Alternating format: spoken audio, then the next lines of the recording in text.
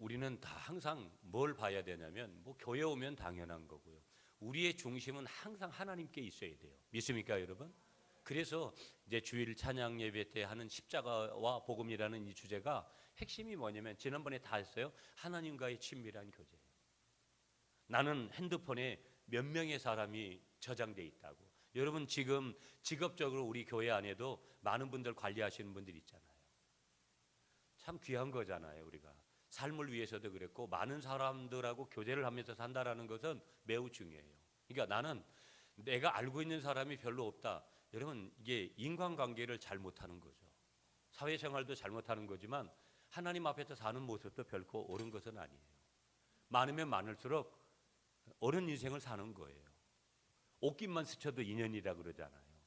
내 핸드폰에 여러분 수많은 사람들이 명단이 전화번호가 연락처가 저장돼 있다.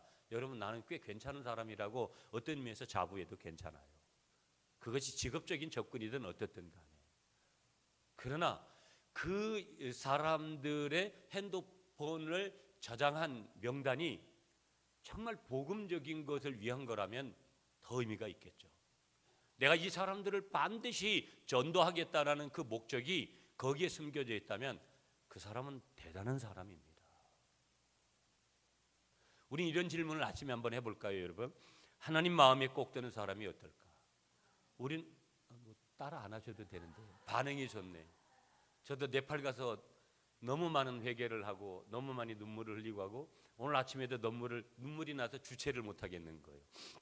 그런데 그런 건 좋은 거예요. 반응을 한다라는 거죠. 그런데 하나님 마음에 꼭 드는 사람이 어떨까? 사람들은요, 사람을 보면 내 마음에 꼭 드는 사람이 없어요. 꼭 들었다가도 금방 실망하고, 한 집에 사는 사람도, 부부로 사는 사람도 인간을 향해서는 만족함이라는 것이 완벽한 만족이라는 게 없는 거예요. 그래서 여러분 우리 중에도 있지만 여러분 부부 관계가 깨어지고 여러분 가정이 깨어진 분들을 가만히 보면 그 차이가 별로 없어요. 가정 안 깨진 분들하고 깨진 분들하고 차이가 없는 거예요. 언제든지 우리는 그렇게 된 거고 그렇게 됐다고 해가지고 언제든지 또 새롭게 하나님의 은혜 가운데 그것이 바뀌어질 수 있는 거고. 왜? 우리의 인간사의 모든 것들은 그렇더라는 것이죠. 우리는 다 마음에 들은 것 같아도 어느 순간은 그렇지 못한 거예요. 마음에 안 들어도 같이 살고 마음에 들어도 우리는 또 어떤 때는 그렇게 또 넘어가고. 우리 이런 질문을 그래서 하는 거예요. 하나님 마음에 꼭 드는 사람. 우리 하나님과의 친밀한 교제가 분명하게 서 있어야 되니까. 여러 가지로 해석할 수 있어요.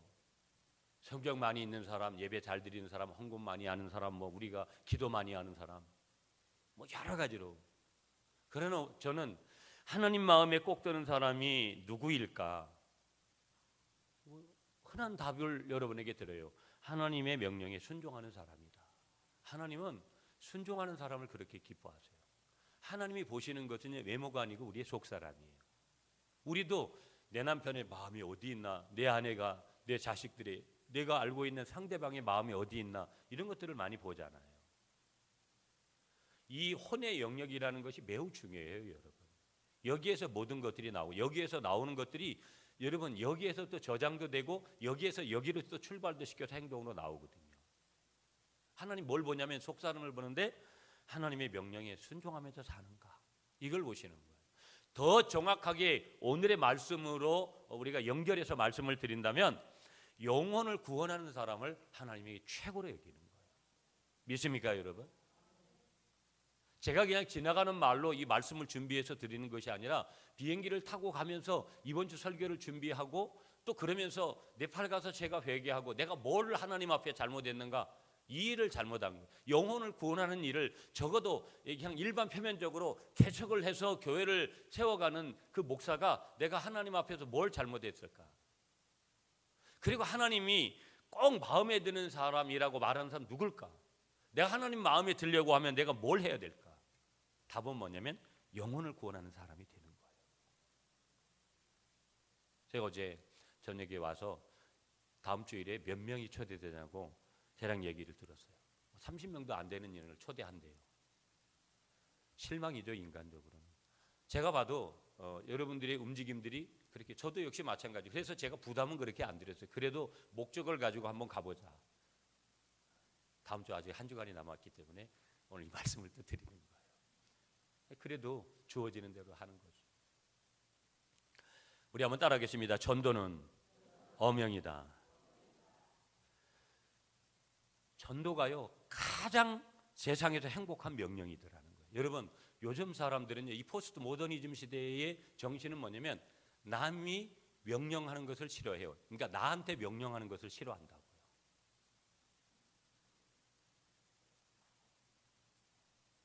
오늘 그래서 우리 사회가 힘든 거예요. 서로가 전부 튀는 구조예요. 뭔 얘기를 갖다 맞추기가 어려워요. 여러분, 굉장히 어려워요. 목사님들도 마찬가지고 우리가 부부간에도 뭐가 그래서 어려운 거예요. 우리가 깨어지고 하는 것들이 다 이유가 거기 그렇게 갈등 구조가 되는 것들이 다 뭐냐면 어려워요. 너 나한테 명령하지 말라는 거예요. 너 나한테 마음에 들게 하라는 거예요. 들게 하면 내 마음에 들면 내가 반응하지, 절대 내가 마음에 안 들면 명령적으로 하면 더더군다나 그런 거 받아들이지 않는다는 거예요. 근데 하나님은 명령하시는 거예요. 이 세상에서 가장 행복한 명령이 뭐냐면 이 전도하는데 순종하는 거라는 거예요. 그런데 많은 사람들이 이 명령 앞에 순종을 하지 않으니까 이것이 얼마나 행복한 명령인지를 모르는 거예요. 어제 여러분 이제 오늘부터 저녁에 이제 원주 중앙 침례교회를 처음 가보는데 침례교회 가서 예배를 드려본 적도 없고 침례교회 부흥회를 처음 해요. 그 교회 가서 오늘 저녁부터 10번을 수요일 날까지 부흥회를 인도하는데 매우 힘들어요. 한 주간 동안 네팔 가가지고 집회 계속하고 쉬고 온 적이 없어서 아침 시간부터 너무 힘들더라고요. 그 다음부터는 이렇게 잡지 말아야 되겠다. 그래도 하나님이 힘 주실 것을 믿고 매우 제가 컨디션 조절도 잘하고 있는데 선풍기 틀고 자가지고 조금 그런데 그래도 하나님이 도와주실 거예요. 믿습니까 여러분? 또 여러분이 저를 위해서 기도해 줘야 돼요. 사실 권사님들은 담임 목사가 이렇게 나가면 집에 가서 잠자면 안 되는 거예요. 여기서 주무셔야 된다고요. 그래야 제가 더 맛있는 것도 앞으로 많이 더 사드리고 그럴 수 있는데 이게 동력이 필요하거든요. 뭐 어떤 교회일지도 모르고 부흥회가 어떻게 이루어질지는 잘 모르겠는데 하나님이 그렇게 하실 거니까. 어제 이제 머리를 깎아야 되잖아요. 신머리가 막 있고 그러니까 이제는 염색을 하니까 근데 이제 이발소에 가니까 3시쯤 갔는데 결혼식에 가시고 안 계시는 거예요. 5시부터 한대요. 그래서 주보하고 다 해놓고 5시 넘어가지고 가서 이제 머리 깎고 염색하고 그렇게 하는데 여러분 그 이제 머리 깎기 전에 갔을 때 거기에 라인에서 제가 이제 신라 이용원이라고 거기 15년 동안 다녔어요. 거기 이제 부인 사모님은 여기 우리 교회 등록에 있고 그래서 제가 이번 주일에 갔다 오면 또 이발소에 수박 한 통 사들고 이제 초대장하고 가서 이번 주일에 사장님은 못 오시더라도 사모님은 보내달라고. 그리고 지난번에 말씀드렸던 LA에서 소개받은 두 이제 식구들을 이번 주에 어떻게든지 만나서 식사 대접을 하고 또 이렇게 주일에 인도하도록. 그래서 LA에 있는 제 동생이 형 이제 그분들 잘 나오시냐고. 아직 6월 10일에 오신다고 했다고. 그건 가봐야 알아요. 끝까지 영적 전쟁을 해내야 되고 그러니까. 그래서 여러분들도 이제 못 하셔도 한 주간 동안 최대한도로 해보시고 안 되면 돈 주고 일당으로 5만 원 주고 사오세요. 예. 나하고 잠깐 여기 갈릴리 교회라는 교회에 있는데 오늘 선물도 주고 밥도 주니까 가서 앉아만 있으면 된다고. 그러면 이제 강사로 오는 구순년 집사가 국악 찬양하고 뭐 하면서 여러분 이제 복음도 전하고 그렇게 하는 거예요. 그러니까 여러분들이 그렇게 하시면 돼요. 두 분이 제가 솔직히 말씀 이거 좋은 일이니까 상모교회 교인 전도사님 한 번 하고 여자 젊은 집사님 한 번 하고 2인 1조가 돼서 전도지를 이렇게 주더라고요. 저한테 주는 거예요. 그래서 이제 그 전도사님은 이제 아는 전도사님인데 다른 데 있었고 젊은 집사님이 저한테 티 입고 그래 가니까 뭐 저 모르잖아요. 이걸 주더라고요. 이게 전도 축제 전단지예요. 전단지 평생 제대로 거기에 이제 물티슈 하나 넣어 가지고 이렇게 주더라고요. 대단한 사람들이죠. 저는 그분들이 이제 오늘 설교만이 그런 게 아니라 참 대단한 교인들이 어떤 교인일까. 제가 그거 받고 한 바퀴 이렇게 돌아가지고 이렇게 가다 보니까 또 막 이렇게 어떤 젊은 여자분에게 전도지를 주니까 거부하는 거예요. 그거 안 받고 외면하고. 복음을 외면하는 시대거든요, 여러분. 매스컴이 기독교를 얼마나 목사들을 아주 그냥 지근지근 밟잖아요. 물론 그걸 잘했다는 거 아니에요. 성추행하고 성문제 일으키고 그런 목사들이 뭘 잘해요? 그런 것들 죽여야죠 진짜. 조금 아침에 거칠은 말을 해서 죄송하지만 그렇지만 다 목사들이 그런 거 아니거든요. 정말 하나님 앞에 신실하게 그렇게 살아가는 목회자들이 얼마나 많고 기독교가 얼마나 사회사업을 활발하게 합니까? 엄청나거든요. 다 종교가 따라오질 못할 정도로 우리 기독교가 그렇게 퍼주는 일들을 해요. 섬기는 일들을. 제 교인은 아니지만 너무나 감동이 제게 그렇게 몰려왔어요. 이번 주일에 교회가 아마 축제를 하는가 봐요. 여기에도 나와 있고 여기 603 행복 대추체 이래가지고 이제 제목이 이렇게 적혀 있는 거예요. 비행기를 타고 가면서 비행 시간이 7시간이니까 여러분 7시간 비행은 제가 6시간까지 했는데 7시간 비행은 참 힘들더라고요. 허리가 너무 아프고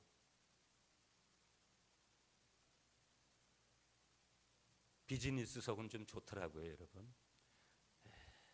이코노믹석은 일반석은 힘들잖아요. 7시간 힘들더라고요. 허리가 아프고 올 때도 밤에 잠을 못 자겠더라고요. 그래도 갈 때 이제 갈 때 책을 한 권 읽어야지 하고 책을 선택해 갔는데 제가 전도에 대한 이번 주간하고 다음 주 전도니까 전도에 대한 책을 읽으려고 가지고 갔어요. 책 제목이 이제는 전도다. 이영이라는 전도사님이 쓰신 책이에요. 100페이지를 읽었어요, 갈 동안. 나머지 책을 이제 올 때 읽으려고 했는데 못 읽었어요. 너무 몸도 힘들고 막 그래서. 이분의 책의 핵심은 뭐냐면 이분은 8,000명을 전도한 거예요. 8,000명 전도의 기적 이래가지고 이제 책 제목은 이제는 전도다. 100페이지 읽는 동안 그냥 아주 단순한 책인데 너무 감동이었어요.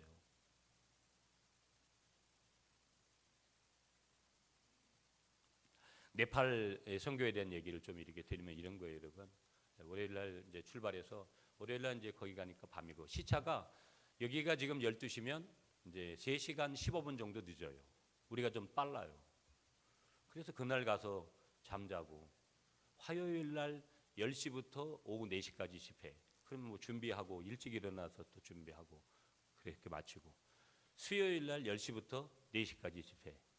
목요일 날 원래는 2번만 하려고 했는데 3번을 해달라 해서 목요일 날까지 10시부터 4시까지 집회.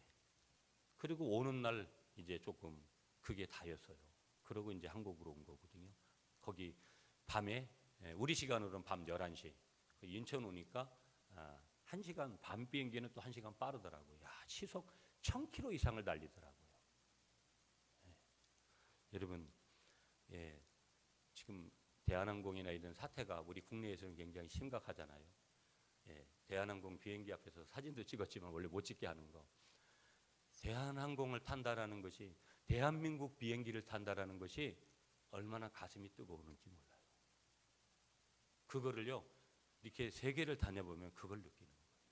하나님이 나는 대한민국에 태어나게 했다라는 것이 얼마나 대단한 것인지 그리고 대한민국이 얼마나 대단한 나라인지를 거기서 더 많이 느끼게 돼요. 국내에서는 어떤 상황이 될지라도. 네팔은 우리나라 한반도, 북한하고 합친 3분의 2 정도 되는 거예요. 그러니까 우리 남한보다도 훨씬 큰 나라예요. 인구가 3천만 명 정도 되는데 우리보다도 인구 숫자는 적죠. 기독교인이 3%입니다. 여러분이 잘 아시는 대로 그 나라는 인도의 영향을 받고 있고 지금도 인도의 영향을 받아라는 것은 없어요. 인도가 그들의 생명줄이에요. 그래서 막 어떤 때는 이래겠다 저러겠다 그렇게 해요. 그런데 그 3%의 기독교인들이 제가 가본 국가 중에서는 최고였다 그럴 정도로다가 신앙의 열정들이 강도가 그렇게 깊었어요. 너무 감동이었어요. 여러분 저희들이 이제 집회를 간 그 세교회를 집회를 했는데 그 세교회를 소개한 미샬 슈바라는 그런 목사님은 네팔인이에요. 현지인이거든요. 그 교회 이름이 가스펠 교회예요. 가스펠이라는 것은 복음이라는 뜻이거든요. 복음교회예요, 복음교회. 한국에 인천에 있는 남동공단에 가서 5년 동안 일하고 돈을 벌어 가지고 여러분 이분이 한국에 와서 예수를 만나고 신실한 교인이 돼서 얼마나 신앙적으로 제가 이렇게 한국말을 하니까 그분이 일어도 하고 네팔어도 하고 여러 국어를 하더라고요. 일본에 가서도 이제 돈 벌어 일본을 갔다 왔더라고요. 교인이 200명 정도, 어른들 200명 정도 모였는데 여러분 교회 굉장히 큰 교회죠. 사모님도 너무 신실하고 지금도 그 부부의 그 모습이 너무 제 머리에 똑똑하게 남아있어요. 왜 남아있느냐? 너무 복음적인 사람들이어서. 자기 여동생이 대한수도원에 와가지고 3개월 있었대요. 29살인데 결혼을 안 했어요. 그 목사님 이런 얘기를 했어요. 결혼의 상대, 다시 말하면 남편이 될 남자의 기준은 뭐냐? 믿음이다. 믿음만 좋으면 키가 작든지 크든지 못생겼든지 가난하든지 아무 상관없다라는 거예요. 아니 그냥 지나가는 얘기로 그렇게 하지를 않았어요. 놀라운 사실은 이 목사님이 1년에 관리하는 이분이 이 가스펠 교회 말고 전국의 35교회를 관리하는 거예요. 한반도의 3분의 2니까 여러분 얼마나 큰 나라예요. 우리로 보면 1년에 어떤 교회는 한 번 내지 2번을 간다라는 거예요. 한국이야 고속도로가 쫙 뚫려 있으니까 어디든지 가잖아요. 오늘도 원주까지 뭐 3시간이면 충분하게 그 교회까지 갈 수 있거든요. 그런데 네팔은 그렇지 않더라고요. 대단한 거죠. 힌두교의 영향권에 있는 그 나라가 여러분 그 목사님이 그래요. 3%의 기독교인이 기하가 없어요. 물론 거기도 이제 전도에 대한 부분들을 굉장히 통제해요. 이제 복음에 대해서 방해를 받는 일들이 한국 선교사님들이 굉장히 위축될 거예요. 거기도 똑같더라고요. 아마 얼마 안 있으면 이제 나올 수밖에 없는 그런 구조가 중국의 선교사들이 1000명 이상 작년에 추방됐습니다. 우리가 주파송한 박 목사님도 언제 다시 돌아올지 몰라요. 그러나 이런 상황들이 전 세계적으로 그렇게 펼쳐져 있는 거예요. 여러분 저는 참 그 중간에 저희가 이제 네팔 그러면 딱 하나밖에 떠오르는 게 없어요.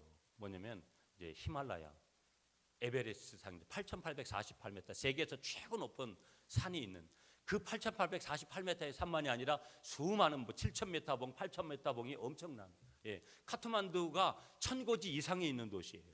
1000m 이상이 되는 고지에서 그 사람들이 산다고요. 그래서 아니 네팔은 왔는데 팔만 흔들고 가나 보다 이제 그렇게 생각을 했는데 감사하게도 여러분 제가 이번에 가가지고 선교사님 2분 저희가 선교하는 선교사님 1분 제가 함께 있었던 밝혀도 되니까 구민시민교회에서 함께 부목사로 저한테도 참 잘해줬던 목사님이에요.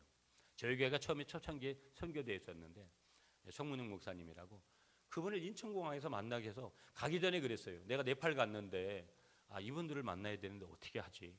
그럼 만나면 빈손으로 오질 못하잖아요. 뭘 줘야 되잖아요. 또 그게 이제 구조잖아요. 우리가 뭐 남의 집에 갔는데 그냥 갈 수 없듯이 그래서 여러 가지 여건도 그러고 다른 동료들도 있어 그런데 하나님이 인천공항에서 딱 만나서 같이 가게 하는 거예요.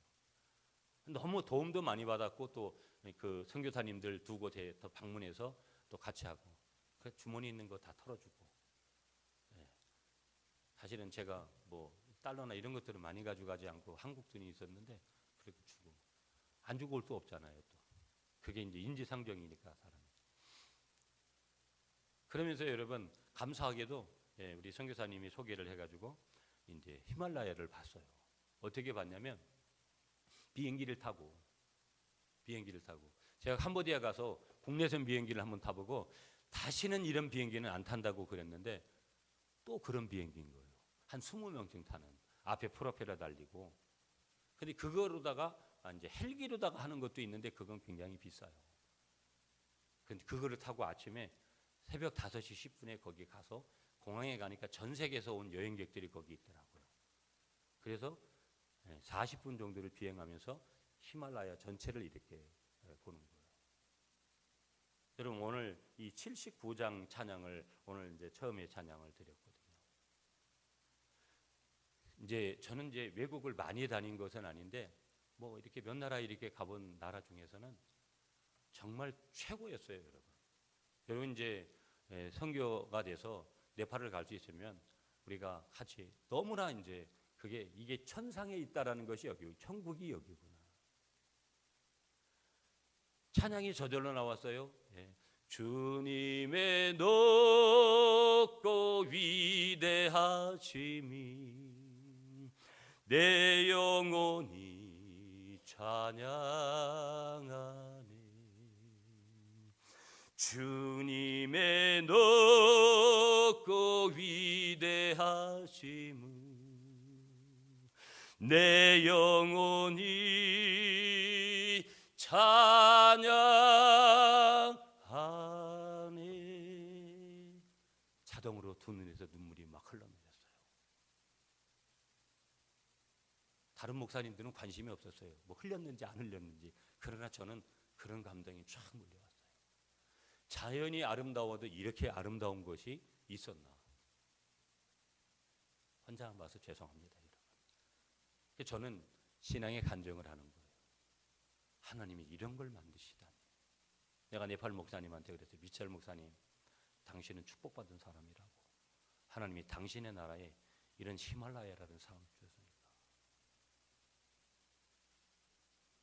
이게 헬기로 가면 헬기에서 내려가지고 1시간을 거기 몇천 미터 고지에서 거기에서 커피 마시고 이렇게 하면서 다시 돌아오는 코스가 있대요. 다음번에 우리가 꼭 가면 그 코스를 한번 갔으면 좋겠고요. 포카라는 호수가 있는데 네팔은 이제 10월달 이상 돼야지 훨씬 더 좋대요. 한국에 오니까 너무 더운 거예요. 내가 생각했던 것만큼 네팔은 안 더웠어요. 근데 문제는 뭐냐면 세상에 카트만두가, 네팔의 수도가 카트만두예요. 세계에 있는 중고 차는데 여기 모여 있고, 가난하니까 수도라 그래도 포장이 안 돼 있어가지고 오토바이 주로 타니까 먼지가 완전히 막 엉망이 돼가지고 거기에 살라 그래도 살고 싶지 않더라고요.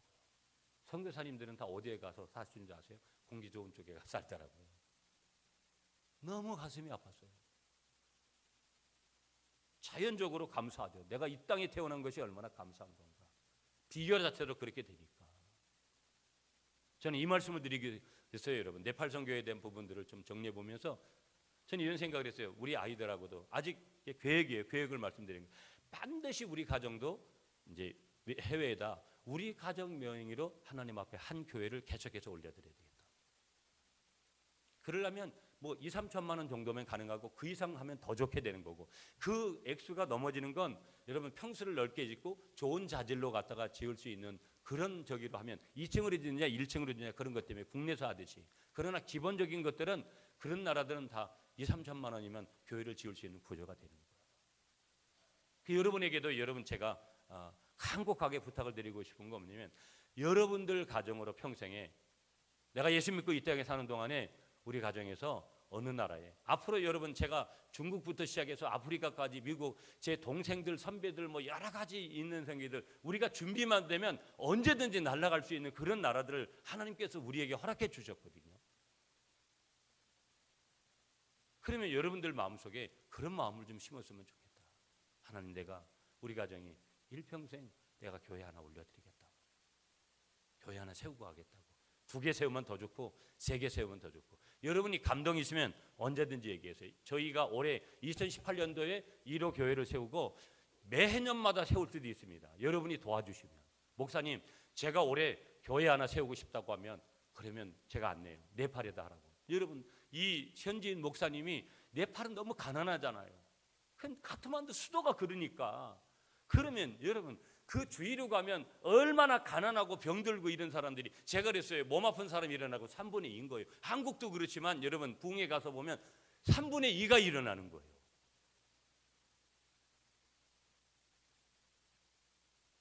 가장 좋은 게 의료 선교라는 거예요. 근데 내가 막 그러고 싶었어요. 내가 당장 데리고 오겠다고 이런 마음들이 오지만 책임 묻히면 곤란하잖아요. 그런 마음들이 제 마음에 올라오는 거예요.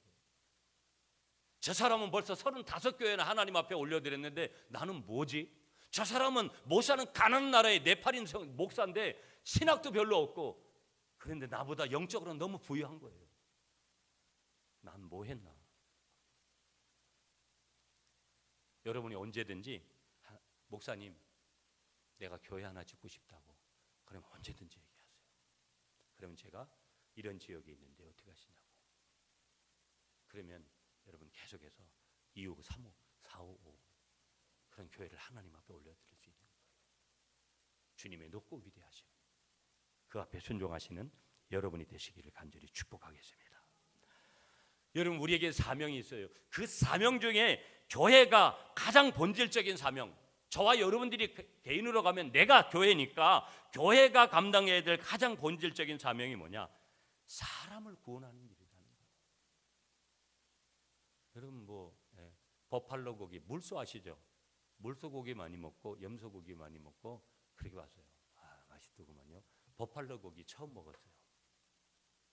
네팔은 여러분 소나 이런 것들을 안 잡습니다. 신으로 섬깁니다. 고속도로에 그냥 있어도 사람 치어 죽인 거나 짐승 치어 죽은 거나 똑같은 죄예요.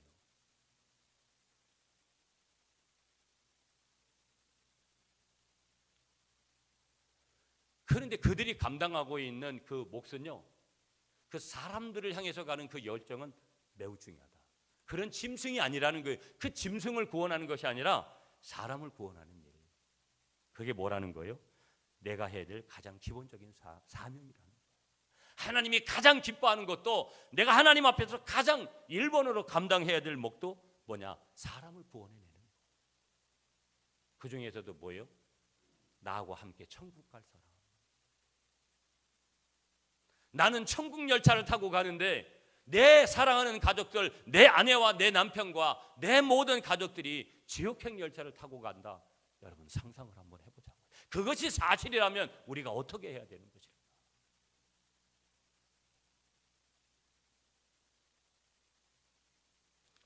기독교의 최고의 사명도 복음 전도라는 거예요. 그래서 우리 기독교는 복음 전도를 뭐라 그래요? 지상 명령이라고 그래요. 지상 명령. 이 땅에 사는 동안의 최고의 명령이 뭐냐? 하나님의 명령이 뭐냐? 영혼을 구원하는 일, 사람을 구원하는 일. 그리스도인들이 순종해야 될 가장 큰 명령, 가장 위대한 명령, 가장 우선되는 명령, 그 일이 뭐냐? 영혼 구원하는 거라. 저는 제가 이제 다음 주 부흥회를 끝나고 오면 제가 조금 바쁜 일들이 거기에서 종료가 돼요. 현재 양육하고 부흥회 하나님이 가라 그러면 가고. 물론 제가 이제 7월 달에도 이제 외국을 2번 갔다 와야 되지만 그냥 가라는 대로 한 군데는 복음전도 치유하러 가는 거고 한 군데는 이제 교회 세우는 것 때문에 또 돌아보러 가는 거예요. 그러면서 제가 할 일은 뭘까? 목사로서도 저도 시간이 없지만 그래도 어떻게든지 전도하는 일에 순종해야지. 여러분이 먹고 마시고 입는 것들이 다 영혼을 구원하는 일하고 연관을 가지시기를 축복합니다. 내가 가장 사랑하는 사람들을 복음으로 인도하시는 여러분들이 되시기를 간절히 축복하겠습니다. 여러분, 제가 아까 말씀드렸어요. 제가 캄보디아도 여러 번 갔었고 다른 여러 나라도 가봤지만 중국도 가보고 중국도 대단하고 중국은 앞으로 큰 나라가 될 수밖에 없습니다. 왜 그런 줄 아세요? 1억 명이 넘는 예수쟁이들이 있는데 이 사람들이 가짜 예수쟁이들도 있지만 진짜가 많아요. 하나님이 그들을 여러분 제가 네팔 가서 놀란 건 이 사람들이 뭐 그럭저럭 하겠지. 찬양을 할 때도 기도를 할 때도 말씀을 들을 때도 한국 예수쟁이들은 배가 너무 부른 거예요. 저나 여러분들은 너무 배가 불러 있는 거예요.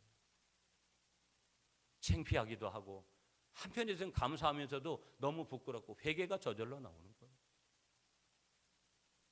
너무 살아있는 거예요. 곳곳에 가보면 한국 교회는 침몰해 간다고 그렇게 있고 여러분 세계 교회에는 그렇게 부릴 듯 일어나는 교회들이 있어요. 하나님이 너 아니면 얘를 쓴다고 그렇게 말씀하시는 그 내용이 뭔지가 자연적으로 들려오는 거예요. 한국 교회 이렇게 교만하면 하나님 앞에 매맞아요. 제가 왜 이렇게 어려운데도 그렇게 가는 줄 아세요? 다 돈 들여가지고 그 사람들이 우리 갔다고 강사해줬다고 돈 한 푼 주지 않습니다. 도리어 우리가 그 사람들한테 다 그렇게 하고 우리가 먹고 입는 거 다 우리가 내가지고 하고 장로님이 도와주고 여러분들이 도와주고 그래서 제가 그 도움 받고 갔어요. 한편은 되게 미안하기도 해요. 왜 갈까? 그 힘든 일을 왜 갈까? 다른 거 없는 거예요. 가서 보면 그 현장을 하나님이 보여주시는 현장을 보면 너 목사 맞지? 넌 지금 뭐 하고 사냐 도대체? 넌 뭐 할 거냐? 그렇게 질문하는 내용들이 너무나 많은 거예요. 여러분이 선교를 가고 이런 영적인 현장을 좀 봐야 되는 이유들이, 우리가 이렇게 살 때 저 사람들은 어떻게 살고 있는지를 봐야 돼요. 하나님이 누구를 쓸까? 여러분, 그것이 직장의 오너이든 CEO든 누구이든 간에 여러분, 영적인 분야는 모든 것을 포함한 영역이 주인이 하나님이신데, 하나님이 보실 때 누구를 쓸까? 저는 이미 벌써 끝장났다고, 게임은 벌써 결정이 났다고, 그런 것을 보면 봐요. 현지인 목사님하고 대화를 해봐도 저들이 우리는 신도계 문화권에서 물론 여전히 그런 문화가 있지만 그 속에서 복음을 진짜로 믿는 사람들은 너무나 달라요.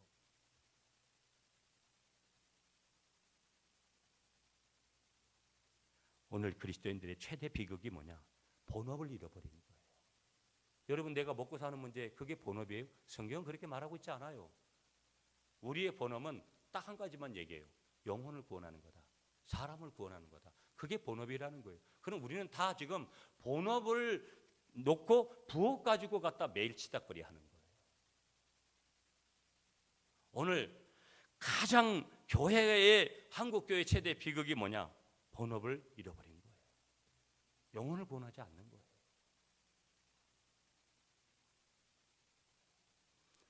여러분, 오늘 이 책의 제목과 같이 예수 믿고 어떻게 살까? 아무리 이 땅에서 여러분 좋은 시설에 좋은 여러분이 모아놓은 돈들이 많으면 그 돈이 뭐 어떻게 되는데? 자식한테 물려주고 뭐 나쁜 거 아니에요. 우리는 그것이 예수 안 믿고 어떻게 사느냐의 결론을 어디서 확인하게 되냐면 죽는 순간 확인하는 거예요. 여러분, 예수 안 믿고 어떻게 사세요의 질문의 핵심은 뭐냐? 예수 믿어야 된다라는 거예요. 제가 오늘도 여러분 네팔 갔다 와서 좀 말씀드리는 거, 한국교회 이대로 안 된다라는 거예요. 한국교회인들 이대로 살면 안 된다라는 거예요. 하나님은 우리 말고 다른 사람, 하나님의 손을 옮기셔서 우리를 쓰셨던 그 하나님이 똑같이 우리나라 1970년대인 그 나라를 다시 들어서 그들을 하나님께서 쓰실 거라는 거예요. 1970년대더라고요. 우리나라 1970년대. 여러분, 우리나라 1970년대 여러분 수도가 그러면 다른 그런 촌에 가면 어떻게 했어요?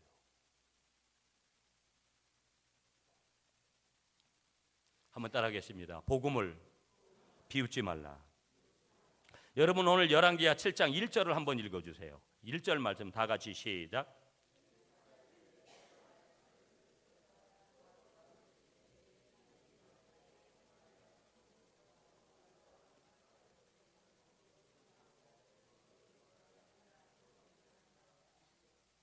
아멘.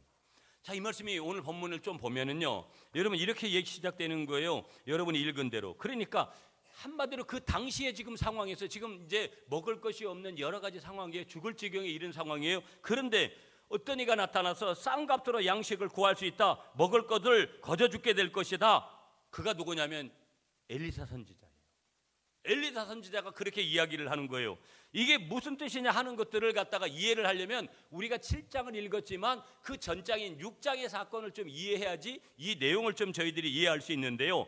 여기는 지금 북왕국에, 그러니까 그 당시는 남유다와 북왕국이 분리가 되어 있어요. 우리가 남한과 북한들이 이렇게 되듯이 북왕국의 수도가 어디냐면 사마리아 성이거든요. 이 사마리아 성이 아람 대군에 의해서 전면 포위당한 채 오랜 시간 흘렀는데 성 안에는요, 양식이란 양식은 다 떨어졌고 낙이 그 턱 나기까지 삶아가지고, 그러니까 뼈까지 삶아가지고 우려가지고 그런 것을 계속 삶아 먹고 또 삶아 먹고 삶아 먹어도 배를 채우지 못했다. 그러니까 너무나 먹을 것이 이제 완전히 이제 끝나버리는 그런 상황이 됐다. 급기야 어떤 일까지 벌어졌냐면요, 자식들을 갖다가 죽여가지고 그 사람을 인육을 했다 이 말이에요. 사람을 갖다 자식들을 잡아먹는 기아의 극한 상황이 지금 벌어졌다는 거예요. 6장을 읽어보면요, 여러분 사람이 아니라 그때는 사람의 눈이 짐승의 눈이 돼버리는 거예요.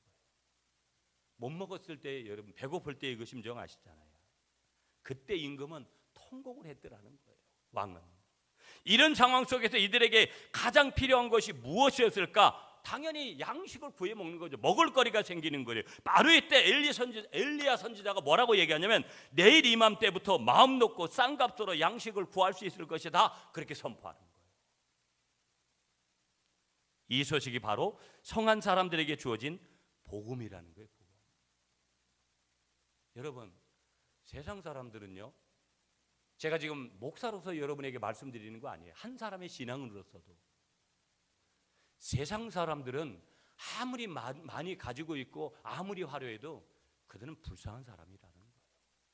영적으로 가난한 사람들이니까. 그들은 그걸 몰라요. 왠 줄 아세요? 그건 하나님의 은혜를 받는 사람에게만 주어지는 거니까. 그러니 우리가 하나님의 은혜를 입고 여기에 왔다면 우리는 반드시 뭐예요? 복음을 가진 자가 돼야 되고 그 복음을 나눌 줄 아는 그런 사람이 되어야 될 줄 믿습니다. 여러분, 이런 눈물을 어디서 주겠어요? 한 주간 선교를 갔다 오면 무슨 뭐 관광도 별로 한 것도 없지만 거기에서 집회를 하고 나면 내가 바리바리 싸가지고 가가지고 다 주고 와서도 남는 게 뭔지 아세요?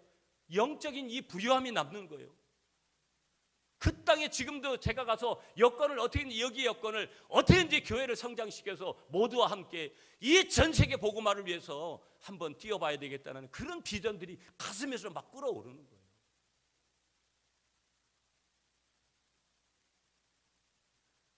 이 복음이 있는 거예요. 누구에게는? 엘리사 선지자에게는 하나님의 능력이 있는 거예요. 그러니까 지금 이런 선포를 하게 되어지는 거예요. 당시를 다시 조금 볼게요. 기아에 허덕이고 있는 사람들에게 엘리야가 외친 이 메시지가 더 위대한 복음이고 더 아름다운 소식이고 더 기쁜 소식이 어디에 있을까? 그 이상도 그 이하도 없을 정도로다가 대단한 것인데 에덴 동산에서 범죄하고 쫓겨난 인간들에게 최고의 복음은 인간이 용서받아 구원을 받을 수 있다는 소식일 거라는 거예요. 그렇잖아요. 내가 다시 용서받을 수 있다는 거. 죄를 저질렀는데 다시 용서받는다는 이 소식, 이 기쁜 소식을 받아들이면 구원을 받는다라는 거예요. 이 복음을 거절하면 그것이 뭐예요? 멸망이라는 거예요.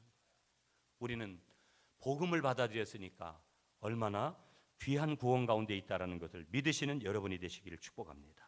자, 그런데 여러분 2절을 보세요. 조금 시간이 됐어도 여러분 오늘 조금 다 보도록 할게요. 2절 말씀 시작. 7장 2절 시작.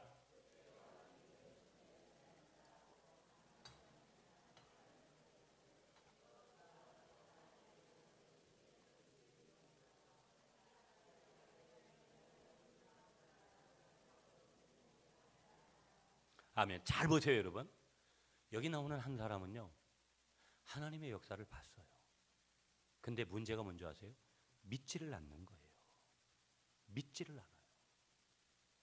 여러분, 전도하다 보면 제가 말씀드렸던 LA에서 그분도 다 자기 자식 위해서 가서 목사님을 통해서 나 한국 가면 교회 나가겠다고, 예수 믿겠다고. 제가 전화드려서 3주간이 연기됐어요. 3주 전에 오셨어야 되는데 그때 서울을 출장을 가신대요. 두 번째 또 뭐 때문에 안 된대요. 그래서 이제 6월 10일 날 오시겠다고. 저는 속으로 그랬죠. 옳거니 초청교회니까 잘 됐다. 아무도 장담 못해요. 하나님만이 아시는 거예요. 여러분이 그날 속상해 하실 분 계세요. 꼭 내가 누구 데려오기로 했는데 보시라니까요. 그날 또 문제를 일으키는 뭐 때문에 핑계대고 못 오겠다고 하는 분 반드시 나온다고요. 그래서 한 주간 새벽기도도 전에 했는데 이번엔 새벽기도 제가 집회를 가기 때문에 안 하고 그냥 자유스럽게 그렇게 했어요. 기도를 하셔야 돼요, 여러분. 아멘이십니까? 초청할 분들을 위해서 기도를 하셔야 돼요. 아무 생각 없는 분들은 진짜 회개해야 되고요. 반드시 한 주간 동안 기도하시고 복음을 반드시 여러분 안에 넣는 복음의 사람들이 되시기를 축복합니다. 한번 따라하겠습니다. 복음을 비웃지 마라. 그래서 우리가 한번 따라하겠습니다. 복음 앞에서 내가 어떤 반응을 보여야 될까? 여러분 3절 읽겠습니다. 3절 읽어주세요. 시작.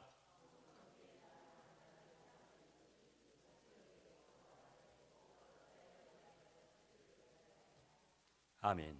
자, 여러분 거기 3절에 보시면 성문어기에 나병 환자 4사람이 있었어요.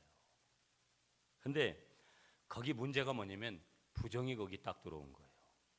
온 백성들이 한결같이 엘리사의 복음을 받지를 않고 부정적인 사고를 하고 절망에 빠지는 거예요.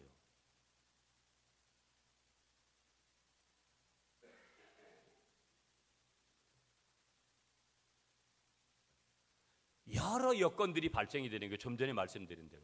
그러니까 여러분들이 적어도 복음을 전할 때는 또 복음을 전할 때만이 아니라 인생을 살아갈 때, 여러분 신앙생활할 때 부정적인 이런 것들, 여러분이 출애굽기나 이런 데 읽어보면 여러분 부정적으로 말하고 원망하고 이런 모든 것들이 다 하나님 앞에서 엄청난 죄라는 거.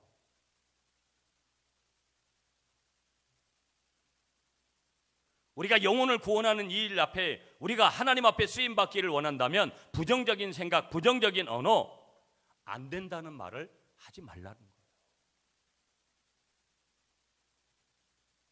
아멘이십니까 여러분? 아멘이십니까?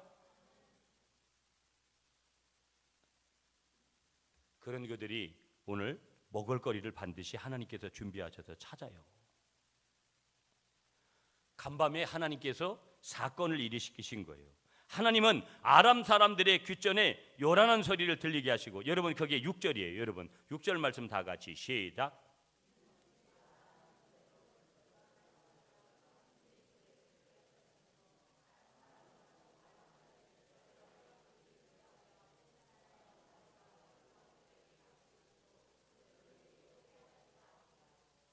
아멘. 6절을 어떻게 시작해요? 이는 주께서, 주님이 누구예요? 전능자 하나님이죠. 하나님이 이렇게 한 거예요. 그런데 중요한 것은 뭐예요? 이 사람들은 이 부자가 되고 잘 먹고 잘 살게 되어지고 세상 사람들은 이것이 복음이요 축복인 줄 착각을 한다라는 거예요. 여러분 오늘 물질적으로 이 땅에 사는 동안에 부유해지고 내가 그렇게 받는 것은 2차적인 거예요. 아까도 말씀드렸어요. 그게 본업이 아니라는 거예요. 근데 예수 믿지 않는 사람들은 그렇게 여기죠. 내가 그냥 교회락도 잠시 가가지고 내가 원하는 사업이 잘 되고 그냥 우리 자녀들 잘 됐으면 그것이 그냥 목적이 되고 마는 거예요. 오늘 이것이 잘못이 아니라는 거예요. 우리가 예수를 믿으면서도 하나님 우리 자식 잘 되게 해주세요, 우리 가족들 건강하게 해주세요, 이 기도하는 거 잘못된 게 아니라는 거예요. 그러나 그건 뭐라는 거예요? 너무나 아직까지 유치원 정도밖에 안 되는 거라는 거예요. 뭘 모르는 거라는 거예요. 그 이상을 알아야 된다라는 거예요. 복음은 그것만을 가지고 있다라는 게 아닌 거예요. 그래 늘 말씀드리잖아요. 요한복음 6장 33절에 너희는 먼저 그의 나라와 그의 일을 구하라. 그리하면 이 모든 것을 너희에게 더하리라. 복음의 일을 하는 사람에게는 반드시 따라오는 거, 먹고 마시고 입는 모든 것들이 따라오게끔 되는 거예요. 아멘이시죠? 이걸 믿어야 돼요. 하나님의 일은 하지 않고 하나님의 법칙은 순종하지 않고 내 방식대로 하나님을 끼워넣은 식에 자꾸 하려고 하는 거, 여러분 버리면 반드시 버려야 된다는 것이죠. 만약 오늘 본문이 성 안에 많은 사람들은 굶어 죽어갔으나 이 나병 환자들은 잘 살다가 죽었다라고 전개된다면 이건 허무하게 끝나는 거라는 거예요. 그러니까 어떻게 보면 세상 예수 없는 사람들의 인생의 결론은 다 허무한 거예요. 여기 4명의 나병 환자들이 나오는데요, 한참이나 먹고 마시고 감추다가 불현듯 하나의 생각이 그들의 가슴을 찔렀는데요, 우리만 이렇게 먹고 마시고 즐기는 동안 저 성 안에 있는 수많은 내 동족들은 지금 어떤 모습을 하고 있는가? 이 시간에도 굶주림에 허덕이고 괴로워하는 내 이웃이 있지 않는가 하는 놀라운 각성을 한 거예요. 여러분 이 복음이 그렇게 대단한 거고, 여러분 대단하기 때문에 네팔 땅에도 가보고 캄보디아 땅에 가보고 그 이상 앞으로 땅에 가봐도 여러분 그런 사람들이 우죽순처럼 있어요. 이미 수많은 축복을 받은 한국교회는 여러분 가만히 보면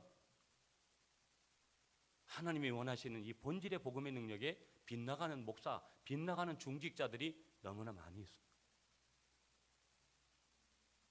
예수 믿은 것이 분명한 것이라면, 복음이 분명한 것이라면 그 복음을 좋은 것을 반드시 누구에게 줘야 돼요? 복음을 모르는 자들에게 줘야 되는 거예요. 이 4명의 나병 환자들이 잔뜩 먹었습니다. 그런데 뭘 생각을 한 거예요? 지금도 자기 자식을 갖다가 죽여가지고 인육을 먹었던 자기 동족들을 생각한 거라는 거예요. 우리가 뭘 생각해야 돼요? 제가 아까 그랬어요. 예수 믿고 예수 모르는 그런 저게 교회 세우고 그런 일들이 뭐 하는 거예요? 복음하고 연관이 있기 때문에 그런 말씀 드리는 거예요. 내가 참 복음을 믿었다면 참 복음을 전해야 될 줄 믿습니다. 그것이 오늘 결론이에요. 아름다운 소식이 있는 날 잠잠해도 좋냐? 내 안에 참 복음이 있다면 그대로 있어도 잠잠해도 되는 거냐? 하나님 그렇게 말씀하시지 않았어요. 복음의 나팔을 불라는 거예요. 우리 아버지가 그렇게 대단한 분이면 우리가 반드시 그분을 통해서 너희가 도움을 받아야 된다고 그렇게 이야기하라는 거예요. 볼까요? 마지막 결론 9절 말씀 다 같이 시작.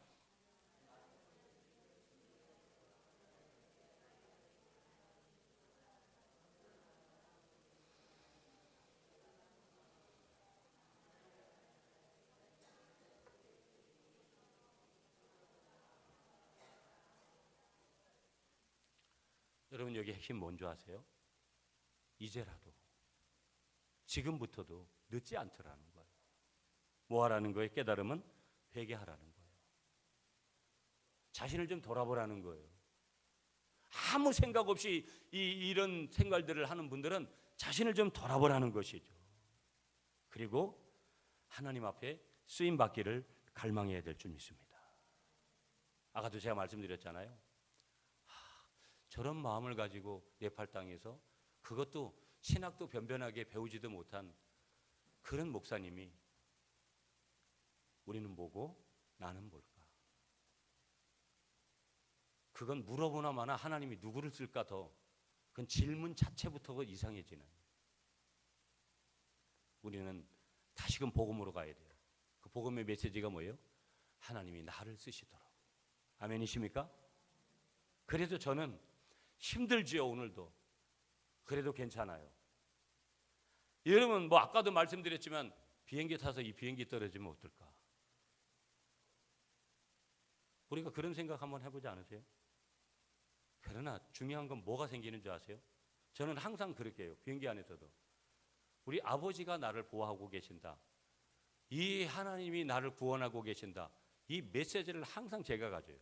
여기서 내가 죽더라도 그것이 하나님의 뜻이라면 그렇게 가는 거예요. 내가 막 그것 때문에 신경 써서 내가 뭐를 만드는 것 그거 옳지 않아요. 삶을 좀 단순하게 하면서 복음 안에서 정리하면 하나님 앞에 우리가 바로 갈 수 있는 거예요. 언제든지. 그러나 하나님은 그렇게 우리 인생을 끝나게 하도록 만드시지 않아요. 한번 따라하겠습니다. 사명자는 끝까지 하나님께서 보호하십니다. 나에게 복음을 전하라고 하는 사람이 뭘까? 우리 구미 갈릴리 교회는 어디로 가야 될까? 저는 이미 모든 방향들이 섰다고 봅니다. 제가 오늘도 말씀드렸습니다. 우리 교회 한 집마다 우리 교회가 한 교회씩 전 세계 네팔 땅에, 캄보디아 땅에, 베트남 땅에, 미얀마 땅에, 태국 땅에, 더 나아가서 인도 땅에, 아프리카 땅에, 미국 땅에, 남아메리카 땅에, 몽고 땅에 목사님 우리 교회가 그 땅에 교회를 세우겠습니다. 그리고 우리는 이 주위에 있는 많은 영혼들을 구원해내야 된다라는 거예요. 여러분 한 주간 동안 이제 제15차 영혼사랑 축제를 15일간 우리가 50일간 진행하고 이제 마지막 디데이로 제15차 영혼사랑 잔치를 하는 거예요. 다음 주일날 낮에 11시에 제 설교는 없습니다. 제가 인도하지만 여러분 게스트로 우리 송혜인 청년, 우리 교회 등록되지 않은 청년이 음악한 청년이 게스트로 와서 찬양을 올려드리고 그 다음에 주강사는 우리 구순년 집사님이 국악 찬양을 하면서 여러분에게도 구원 초청을 하고 여러 가지 할 거예요. 내가 할 일은 다른 거 없어요. 그들을 구원의 자리로 초청하는 거예요. 내가 먼저 구원을 그에게 전하고 이 구원의 자리로 초청하는 거예요.